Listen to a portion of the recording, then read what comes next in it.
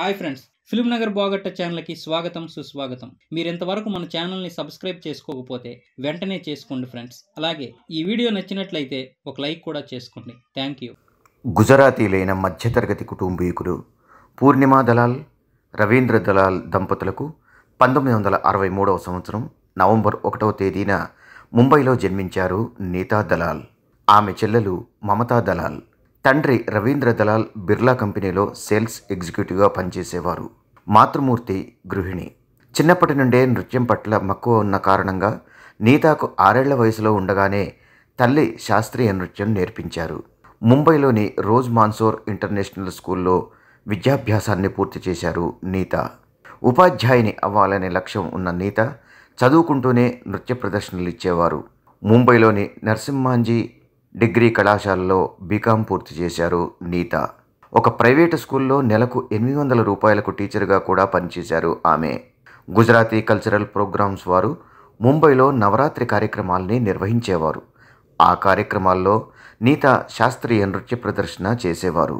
ఓ రోజు ధీరుభాయ్ అంబానీ ముంబైలోని బిర్లా మాతోశ్రీ ఆడిటోరియంలో ఆమె డ్యాన్స్ చూశారు. డ్యాన్స్ బాగుంది, ఆ అమ్మాయి బాగుంది, ఎంత బాగుంది అంటే భారతీయ సంస్కృతి సంప్రదాయాలకే అందం తెస్తోంది. ఆ అమ్మాయి ఎవరు అని నిర్వాహకుడిని అడిగారు ధీరుభాయ్. ఆ కుటుంబం గురించి అందుబాటులో ఉన్న వివరాలన్నీ రాబట్టారు. ఆఖరికి ఫోన్ నంబర్ కూడా. ఆ మర్నాడే నీతా ఇంట్లో ఫోన్ రింగ్ అయింది. నీతానే ఫోన్ లిఫ్ట్ చేశారు. నేను ధీరుభాయ్ అంబానీని, నీతాతో మాట్లాడాలి. అటు నుంచి గంభీరమైన స్వరం.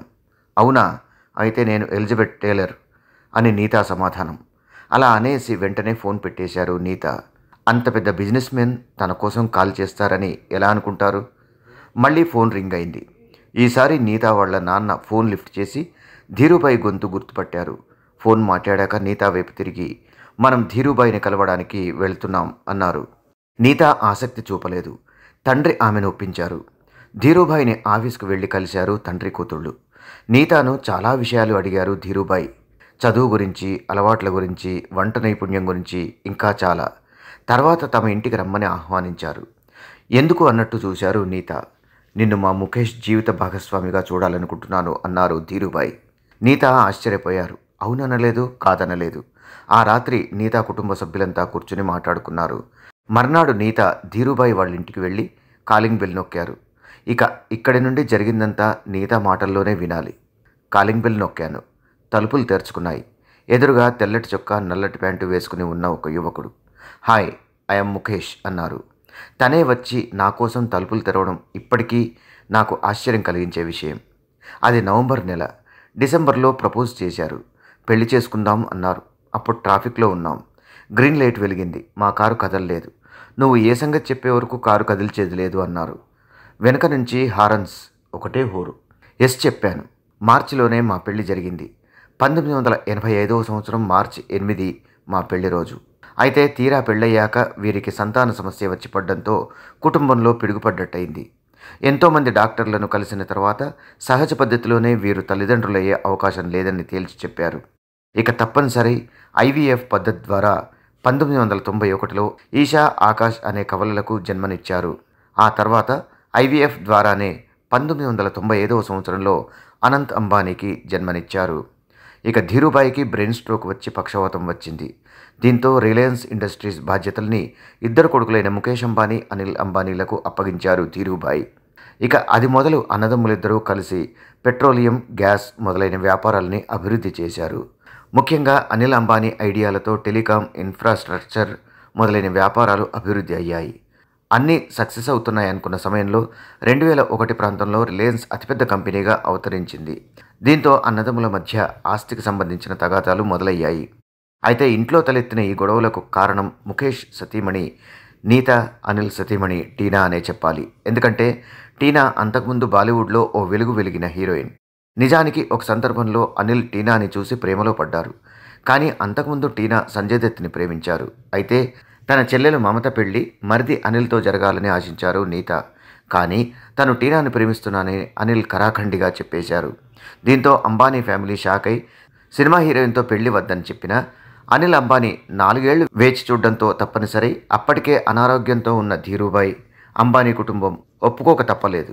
దీంతో 1991 సంవత్సరంలో వీరి పెళ్లిని సింపుల్గా జరిపించారు. అయినప్పటికీ టీనాని కుటుంబంలో కోడలుగా మనస్ఫూర్తిగా ఒప్పుకోలేకపోయారు.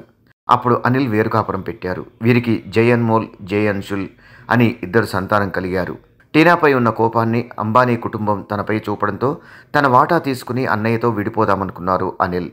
ఇలా అన్నదమ్ముల గొడవలు తారాస్థాయికి వెళ్ళి కంపెనీ నష్టాల్లోకి వెళ్లడాన్ని చూడలేకపోయిన ధీరుభాయ్ అంబానీ సతీమణి ముఖేష్, అనిల్ అంబానీల మాతృమూర్తి కోకిలాబెన్ రంగంలోకి దిగారు. పెద్ద కొడుకైన ముఖేష్ అంబానీకి పెట్రోల్, కెమికల్, రిలయన్స్ ఇండస్ట్రీస్కి సంబంధించిన కంపెనీలను, చిన్న కొడుకైన అనిల్ అంబానీకి telecom, entertainment, finance, power, infrastructure మొదలైన కంపెనీలను అప్పగించడంతో గొడవ సద్దుమణిగింది. అయితే అంతకుముందు హీరోయిన్గా లైమ్లైట్లో ఉన్న టీనా అంబానీ పెళ్ళయ్యాక ఇంటి బాధ్యతలకే పరిమితమైతే 2008 నుండి నీతా అంబానీ లైమ్లైట్లోకి రావడం మొదలెట్టారు. వ్యాపారంలో అభివృద్ధి పథంలో కొనసాగిన ముఖేష్ జియో సంస్థతో తన 3 పిల్లల్ని వ్యాపారంలోకి తీసుకొచ్చారు. దీనికి తోడు బీసీసీఐ ప్రారంభించిన ఐపీఎల్లో ముంబై టీంకి నీతా అంబానీ ఓనర్ కావడంతో ఆమె ప్రఖ్యాతి పెరుగుతూ వచ్చింది.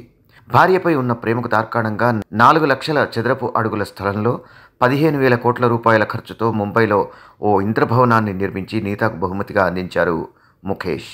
అలా ఆమె ప్రతి పుట్టినరోజుకి ఖరీదైన బహుమతులు ఇస్తూ నీతా అంబానీకి సర్ప్రైజులు ఇస్తూనే ఉన్నారు ముఖేష్. నీతా వినియోగించే పింక్ డైమండ్ ఐఫోన్ విలువ అక్షరాల 360 కోట్లు. భార్య కోసం ముఖేష్ నిర్మించిన ధీరుభాయ్ ఇంటర్నేషనల్ స్కూల్కి అప్పుడప్పుడు వెళ్ళి పిల్లలకు పాఠాలు బోధిస్తుండేవారు నీతా. ఇక ముఖేష్ గురించి చెప్పాలంటే నీతాను కనీసం ఎవరైనా టచ్ చేసినా తట్టుకోలేరు. అలాంటిది ఐపీఎల్ ప్రారంభమయ్యాక నీతాకు ఫ్రెండ్ సర్కిల్, పార్టీలు పెరిగాయనే చెప్పాలి. ఆ క్రమంలో ఓసారి విజయ్ మాల్యాను హగ్ చేసుకుని కిస్ చేస్తున్న పిక్స్ మీడియాలో హల్చల్ చేశాయి. ఇది కాస్త ముఖేష్ మండిపడేలా చేసింది. దీంతో విజయ్ మాల్యా వ్యాపారాల్ని దెబ్బతీసి ఇండియా నుండే పారిపోయేలా చేశారు. లలిత్ మోదీ పరిస్థితి కూడా ఇలాగే జరిగింది. ఇక ఒక మ్యాచ్లో గెలిచిన ఆనందంతో హర్భజన్ సింగ్ నీతాను మైదానంలోనే పైకెత్తి తిప్పడంతో అక్కడే ఉన్న ముఖేష్కి మండిపోయి అతడిని ఏ టీములోనూ తీసుకోకుండా చేశారు. ఆ తర్వాత హర్భజన్ క్రికెట్లోనే కనిపించకుండా పోయారు. ఇవన్నీ గమనించిన షారుఖ్ ఖాన్, సల్మాన్ ఖాన్ అంతకుముందు నీతాతో క్లోజ్గా ఉన్నప్పటికీ ఆ తర్వాత నుండి ఆమెతో గ్యాప్ మెయింటైన్ చేయడం మొదలుపెట్టారు. చూశారుగా, ఈ వీడియో కనుక మీకు నచ్చినట్టయితే లైక్ చేయండి, షేర్ చేయండి. మీ అమూల్యమైన అభిప్రాయాల్ని కామెంట్స్ రూపంలో తెలిపి మమ్మల్ని ప్రోత్సహించడం మాత్రం మర్చిపోకండి. ఇలాంటి మరిన్ని ఇంట్రెస్టింగ్ అప్డేట్స్ కోసం మా ఛానల్ని సబ్స్క్రైబ్ చేసుకోండి. ఈ వీడియో ఇన్ఫర్మేషన్ కోసం మాత్రమే చేయడం జరిగింది. ఇందులో ఎటువంటి పెడార్థాలు తీయకండి. ఈ వీడియో కనుక మీకు నచ్చితే లైక్ చేయండి, షేర్ చేయండి, కామెంట్ చేయండి. సబ్స్క్రైబ్ చేసుకోవడం మాత్రం మర్చిపోకండి. జై జవాన్, జై కిసాన్, జై భారత్, జై హింద్, వందే మాతరం.